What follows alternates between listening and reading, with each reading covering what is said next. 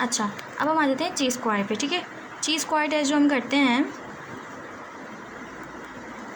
वो ये है कि उसके अंदर क्वालिटेटिव डाटा के लिए हम यूज़ करते हैं, इसको क्वांटिटेटिव के लिए नहीं यूज़ करते और उसको ज़्यादा ऑब्जर्वेशन में यूज़ करते भी नहीं है, कहीं कहीं यूज़ कर रहे होते हैं।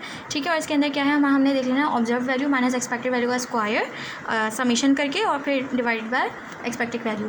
इसको निकालना थोड़ा अजीब सा बहुत है, कॉम्प्लिकेटेड सा, लेकिन फिर देखते हैं। सबसे पहले हमें पता है ऑब्जर्व वैल्यू क्या, एक्सपेक्टेड वैल्यू क्या। फॉर एग्जांपल हम एक डाटा ले रहे हैं और उसमें हम कह रहे हैं कि हम ये देखते हैं कि कितने आदमियों को जो है और कैट्स पसंद है और कितनी औरतों को कैट्स पसंद है और कितने आदमियों को डॉग्स पसंद है, कितनी औरतों को डॉग्स पसंद है। ठीक है, हमने वो डाटा ले लिया, तो ये ऑब्जर्व वैल्यू है, ऑब्जर्व 1, ऑब्जर्व 2, ऑब्जर्व 3, ऑब्जर्व 4। फिर हमने क्या किया, इनको टोटल कर लिया। ठीक है, जिनको मतलब आदमियों को क्या कितना पसंद है, कैट्स और डॉग्स, एक साइड पर हमने इनके रॉज ऐड कर लिए, एक साइड पर हमने इसके कॉलम्स ऐड कर लिए। ठीक, तो हमने यहाँ पे देख लिया कि आदमियों को क्या क्या कितना कितना पसंद है, ये टोटल हो गया। और नीचे हमने ले लिया ऑब्जर्वेशंस को, हमने टोटल कर लिया नीचे बोथ ऑब्जर्वेशंस को, कि हमारे पास ऑब्जर्वेशन 1 क्या आ जाती है कि कैट्स कितनी पसंद है मर्दों और औरतों को, और डॉग्स कितने पसंद है मर्दों और औरतों को। इस तरीके से हमने इसको टेबल बना लिया। अब हमें इसके अंदर सबसे पहले तो ये बताना है कि जेंडर एसोसिएशन हमारे पास है या नहीं है। जेंडर एसोसिएशन अगर हमें ये चेक करना है कि ऐसा तो नहीं, नल हाइपोथेसिस मतलब जेंडर एसोसिएशन है ही नहीं, सिर्फ हम सोच रहे हैं।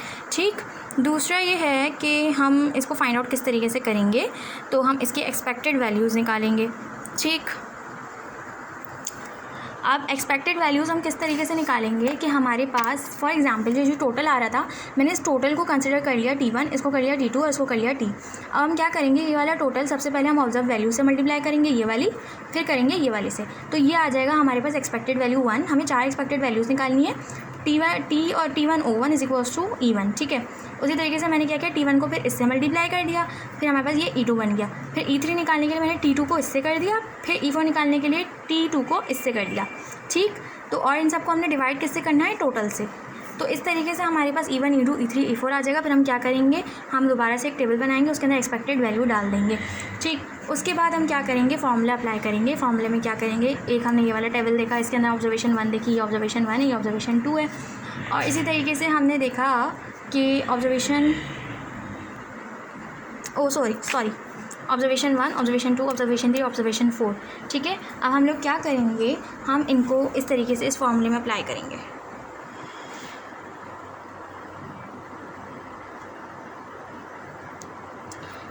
क्या किया, जो हमारे पास फॉर्मूला था ऑब्जर्वेशन माइनस का ये और स्क्वायर करके और E1, तो हमारे पास फॉर एग्जांपल E1 हमारे पास ये दिया हुआ 22 है, और ऑब्जर्वेशन हम ले लेते हैं कुछ भी, हमने क्या किया, इसको उससे माइनस करके स्क्वायर किया, उस आंसर को डिवाइडेड बाय E1 कर दिया। इस तरीके से हमने चारों E1, E2, E3, 4 निकाल लिया, और उसके बाद हमने इसका जो है रिज़ल्ट देख लिया। अच्छा, अब जो रिज़ल्ट आया, जैसे E1, E2, E3, E4 का हमने इसको क्या किया, ऐड कर दिया। लाइक इसका 2 आया, इसका 0.1 आया, इसका 0.2 आया, 0.3 आया, 0.4 आया, हमने इसको ऐड कर दिया या जो भी आया। अब हमने क्या करना है, रिजल्ट को P वैल्यू से, प्रोबेबिलिटी वैल्यू से कंपेयर करना है। प्रोबेबिलिटी वैल्यू क्या होती है, जो हम लोग अपने पास से अज्यूम कर लेते हैं। लाइक हम लोग नॉर्मली प्रोबेबिलिटी वैल्यू जो रखते हैं वो 0.05 रखते हैं स्टैंडर्ड नॉर्मली। ठीक है, वो हम अपने पास से अज्यूम कर सकते हैं। अब मतलब ये है कि अगर कोई हमारे पास आंसर जो है वो P वैल्यू से कम आ रहा है, तो मतलब वो सिग्निफिकेंट है, वो हम मतलब मैच कर रहा है, पॉजिटिव आंसर है। अगर कोई आंसर P वैल्यू से ज़्यादा आ रहा है, तो उसका मतलब है कि वो हमारे पास रिलेटेबल नहीं है, उसमें कोई जेंडर एसोसिएशन नहीं है। अच्छा हाँ, लेकिन हम उसको ये भी नहीं करते कि 0.05 ही आना चाहिए, हम उसके अंदर कहते हैं डिग्री ऑफ फ्रीडम देते हैं। डिग्री ऑफ फ्रीडम कैसे देते हैं, हम उसमें ये करते हैं कि number of rows minus number of column. ठीक है, number of rows -1, number of column -1, उसको हम मल्टीप्लाई कर देते हैं। फॉर एग्जांपल 2 रोज थे और 1 कॉलम था, और 2 रोज थे, 2 कॉलम थे, दोनों को -1 से डिवाइड किया, और हमारे पास आ गई प्रोबेबिलिटी वैल्यू के लिए फ्रीडम 1। इसका मतलब है कि 0.05 पे हम फ्रीडम 1 दे सकते हैं। सही, तो ये हमारे पास क्या था, ये थी हमारे पास ची स्क्वायर टेस्ट। अब आता है lab table. Lab table simple ये है कि हम इसमें ये देखते हैं कि किस जगह पे, एक ही जगह पे हमारे पास उसी दिन कितने बच्चे पैदा हुए, फॉर एग्जांपल कितने लोग हैं। फॉर एग्जांपल हमने ये देखा कि डिस्प्ले ऑफ द लाइफ की एक्सपेक्टेंसी, हमने ये देखनी है कि एक जगह पे जो लोग पैदा हुए वो एक ही जगह पे पैदा हुए, एक ही दिन में पैदा हुए, और उनके अंदर मॉर्टेलिटी रेट क्या था विद रेस्पेक्ट टू एज। ठीक, अब इसके अंदर क्या होता है कि हम इसकी टाइप्स होती हैं, या तो हम देख लेते हैं कि फ्रीक्वेंसी देख लेते हैं बाय एज ग्रुप, या फिर हम देख लेते हैं कि डिटेल कंसिडर कर लेते हैं कि 1 साल में, 2 साल में, 3 साल में, 4 साल में कौन कौन इतने सालों में मर गया। अब इसको कंसिडर कैसे करते हैं, इसमें 5 कॉलम बनाते हैं। एक हम देखते हैं कि फ्रीक्वेंसी बाय एज, इसका मतलब यह है कि मतलब 1 साल का बच्चा हो गया, 1 साल के इतने बच्चे हो गए। ठीक है, और वो एग्जिस्ट कर रहे हैं। नंबर 2 कॉलम में देखते हैं कि हाँ, नंबर 2 कॉलम में देखते हैं कि ये बच्चे एग्जिस्ट कर रहे हैं। नंबर 3 में देखते हैं कि उसमें से कितने बच्चों की मतलब प्रोबेबिलिटी है कि वो मर जाएंगे। चौथे में ये देखते हैं कि कितने बच्चे सर्वाइव कर जाएंगे।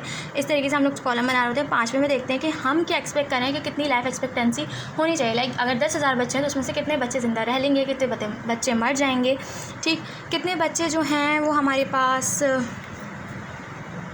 हाँ सही है, यही सब चीज़ होती है। और ये तो ज़्यादा इंपॉर्टेंट नहीं है, लाइफ टेबल ये बस पढ़ लेना है। नॉर्मल डिस्ट्रीब्यूशन कर्व क्या ये देखते हैं, इसको जो हमारे पास गॉसियन कर्व भी कहते हैं। इसमें ये बेल शेप होता है। असल में होता ये है कि नॉर्मल डिस्ट्रीब्यूशन कर्व ऐसा होना चाहिए कि उसका जो मीडियन ये वाली वैल्यू है ना, ये वाली जगह, उसके अंदर मीन, मीडियन और मॉड तीनों चीज़ें कोइंसाइड करनी चाहिए। मतलब उसका मीन का आंसर, मीडियन का आंसर, मॉड का आंसर कोइंसाइड होना चाहिए, ठीक। टोटल एरिया इसका एक ही होता है। ये इसकी मतलब पीक है, इसका मीन यहाँ पे 0 आ रहा होता है, स्टैंडर्ड डिवीएशन 1 आ रही होती है। ये चीज़ें याद रखनी होती है। मीन 0 आ रहा है, स्टैंडर्ड डिवीएशन 1 आ रहा है। अच्छा, अब कंसिडर कैसे करते हैं, हम इसको हिस्सों में तोड़ देते हैं। Standard deviation 1, 2, 3। ये जैसे हमारे पास ये एक बेल है, इसके अंदर हमने क्या किया, ये वाला जो हिस्सा है ना, मतलब ये वाली जो हमारे पॉइंट है ये 0 है अगर, तो हमने इस वाले को -1 कह दिया, इस वाले को +1 कह दिया, इसको +2 स्टैंडर्ड डिवीएशन कह दी, इसको +2, वो -2 स्टैंडर्ड डिवीएशन कह दी, इसको +2 कह दी, इसको -3 कह दी, इसको +3 कह दी। अब हम ये कह रहे हैं कि जो मतलब हमारे पास रिजल्ट्स है ना, रिजल्ट्स 50% इधर होंगे, 50% इधर होते हैं। अब हम ये कह रहे हैं कि अगर हम देखें 1 SD में इस वाली स्टैंडर्ड डिवीएशन में थोड़ा सा डिविएट कर रहा है, लाइक हमारे पास अगर समझो 0 जो है वो एक्यूरेट रिजल्ट है, तो एक्यूरेट रिजल्ट में 1% डिवीएशन जो है वो 68.3% जो है लोग इसके अंदर आ रहे होंगे। अगर मैं इसी को मैं कहूँ कि मैं इसको जो है मैं इस चीज़ को क्या बोलेंगे कि मैं आपको एक्सटेंशन दे देती हूँ इस चीज़ की, कि थोड़ी आज़ादी दे देती हूँ कि चलो आप 1 स्टैंडर्ड डिवीएशन या 2 स्टैंडर्ड डिवीएशन रख लो कि इतनी जो है स्टैंडर्ड डिवीएशन हो सकती है। तो उसके अंदर क्या होगा, फिर ज़्यादा लोग आ जाएंगे कि इतनी डिवीएशन में ज़्यादा लोग आ जाएंगे, सही। लाइक मैं एक नॉर्मल नेचुरल फिनोमिना है कि हमारे पास 5 उंगलियाँ होती हैं हाथ में, ठीक है। फॉर एग्ज़ाम्पल अब मैंने कहा कि मैं ऐसे रख रही हूँ स्टैंडर्ड डिवीएशन के कौन जो है पॉलीडेक्टाइली वाले हैं, ठीक। अब मैंने 1 SG में रख दिया कि मैंने लिमिट बढ़ा दी। उसके बाद मैंने कहा चलो पॉलीडेक्टाइली वाले नहीं, मैंने पॉलीडेक्टाइली वाले के साथ जो है मैं वो भी मिला देती हूँ कि जिनके जो हैंड्स जो हैं उनका फिंगर्स के साइज़ छोटा है, तो इन दोनों को मैंने ऐड कर दिया, स्टैंडर्ड डिवीएशन बढ़ा दी। तो इसके अंदर क्या होगा, डिविएट करने की जब हमने स्टैंडर्ड डिवीएशन बढ़ाई तो उसके अंदर परसेंटेज बढ़ जाएगी, 94.5 हो जाएगी। फिर हमारे पास आगे चल के 95.4 हो जाएगी और फिर 99.7 हो जाएगी। अब प्रोबेबिलिटी क्या है जो मैंने बताई थी कि हमारे पास हम P वैल्यू चेक करते हैं, तो वो प्रोबेबिलिटी वैल्यू है। स्टैंडर्ड एरर सिंपल ही होता है कि हमने स्टैंडर्ड डिवीएशन की वैल्यू ली और उसको under root total number of observation से डिवाइड कर दिया। यहाँ चैप्टर ख़त्म।